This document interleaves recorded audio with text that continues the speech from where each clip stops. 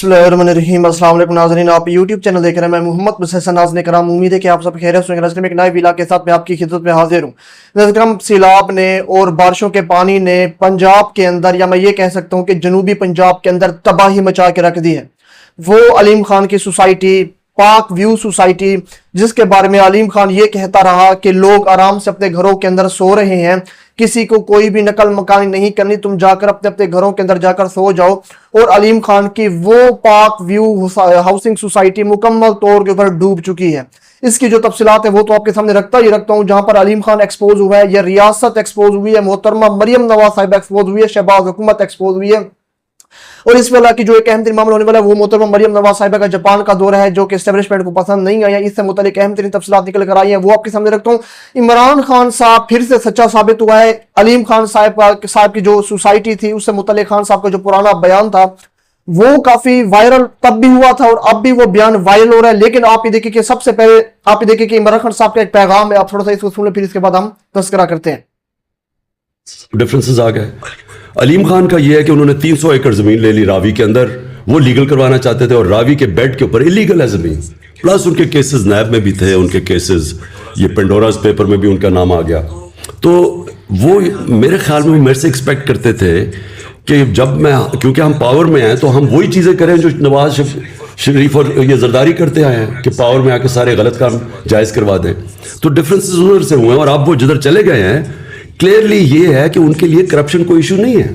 ये इमरान खान साहब का बयान था, जो कि पॉडकास्ट के अंदर खान साहब ने गुफ्तगू करते हुए कहा कि इमरान के जो ये अलीम खान है, ये रावी के अंदर 300 कनाल की जमीन चाहता था और अपनी हाउसिंग सोसाइटी बनाना चाहता था, जिसके ऊपर उसका झगड़ा हुआ या इमरान खान के साथ है, उन्होंने पार्टी छोड़ी। ये कह रहा था गुफ्तगू कभी इस पर फिर डिबेट करेंगे। लेकिन बहरहाल इमरान खान साहब के साथ जो तनाज़ात की शुरुआत थी वो अलीम खान की हाउसिंग सोसाइटी थी, जिसकी इजाजत इमरान खान साहब ने नहीं दी थी। चूंकि वो दरिया के पानी का जाने वाला रास्ता था, वहां से जब भी सैलाब आता तो पानी गुजरता, तो वहां पर इमरान खान साहब के दौरे हुकूमत के अंदर तो अलीम खान को इजाजत नहीं दी गई थी, जिसके बाद तनाज़ात बढ़े थे और अलीम खान जाकर पीडीएम जमात के साथ मिल गए थे, वफाकी हुकूमत के साथ मिल गए थे। उसके बाद आप देखिए कि जिस तरह से ये सोसाइटी बनी और जिस तरह से अब ये सोसाइटी पानी की नजर हो गई, ये काफी हैरान कुन है। यहीं पर एक और बहुत बड़ा इल्जाम आयद किया गया है कि पाक जो ये व्यू सोसाइटी है, इसकी जो इजाजत थी वो मोहतरमा मरियम नवाज साहिबा के दौर में इजाजत मिली थी अलीम खान साहब को। अच्छा, अब ये खबर ब्रेक किया अहमद दुरानी साहब ने, पहले भी मैंने खबर आपके सामने रखी थी। वो ये कह दी दिलचस्प नुकता है कि अलीम खान की हाउसिंग सोसाइटीज और दीगर प्रोजेक्ट की तमाम इजाजतें और अप्रूवल्स शरीफ फैमिली की हुकूमतों में दी गई। मुसलसल अप्रूवल्स का ये सिलसिला उस्मान बुज़दार क्रप्ट और नाइल के दौर में रुक गया, मोहसिन नकवी के दौर में दोबारा शुरू हुआ, मरियम नवाज के दौर में तो रोडा ने कमाल कर दिया। यानी कि मरियम नवाज, हमारे पास एक डॉक्यूमेंट्स भी आप पहले से तो आप सोसाइटी देख रहे होंगे, जो अलीम खान साहब की जो हाउसिंग सोसाइटी है, इसका हमारे पास ड्रोन फुटेज आई है। देखिए मुकम्मल तौर पर घर डूब चुके हैं। पानी लाहौर के अंदर जिस तरह से आया है, उसके अंदर एक बहुत बड़ा ये जो अहम किरदार, अब जो तबाही मची है, ये पानी के रास्ते के अंदर, पानी के रास्ते में बनने वाली सोसाइटीज और मकान है और पक्के रोड है। आज अगर ये मकान और पक्के रोड इस दरिया के रास्ते में ना होते, रावी के रास्ते में ना होते, तो पानी आराम से गुजर जाता, या यहाँ पर दरख्त होते तो जमीन पानी को जज्ब कर लेती। लेकिन अफसोस के साथ आज हमारी दरियाओं के रास्ते के अंदर जहां से पानी गुजरना चाहिए था, वहां पर पक्के मकान, पक्के रोड बने हुए, जहां पर जमीन पानी को जज्ब ही नहीं कर सकती, और वहां से पानी गुजरता हुआ, तबाहियां मचाता हुआ आगे ही की तरफ जाता जा रहा है। हमारे पास पाक व्यू सिटी का एक नोटिफिकेशन है जो कि मुअज़्ज़िज़ मेंबरान की खुशखबरी के लिए जारी किया गया था।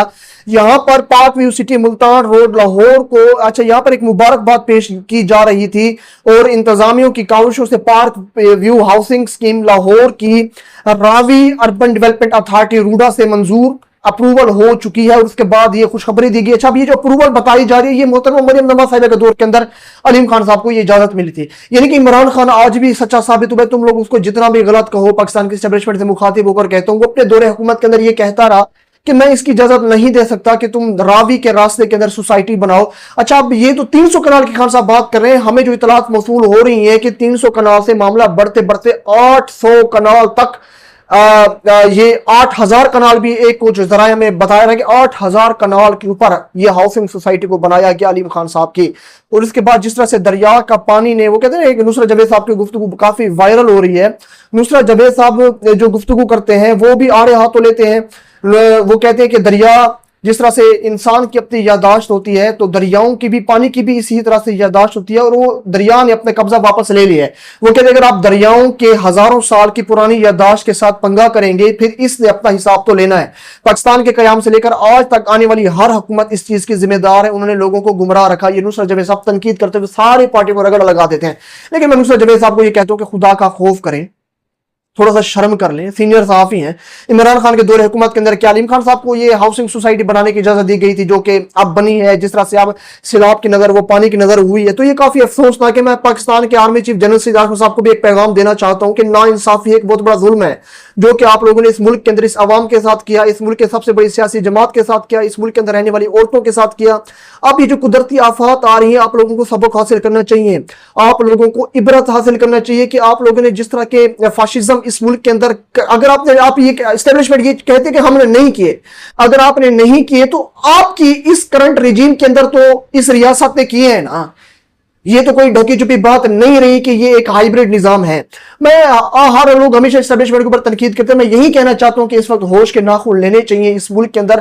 وہ عمران خان کا ایک اور میں بیان آپ کے سامنے رکھ دیتا ہوں کہ وہ بندہ کتنا آگے کی سوچتا تھا، آج ہم اس سے بہت پیچھے ہیں، یقین کریں۔ خان صاحب کی گفتگو ذرا آپ سن لیں۔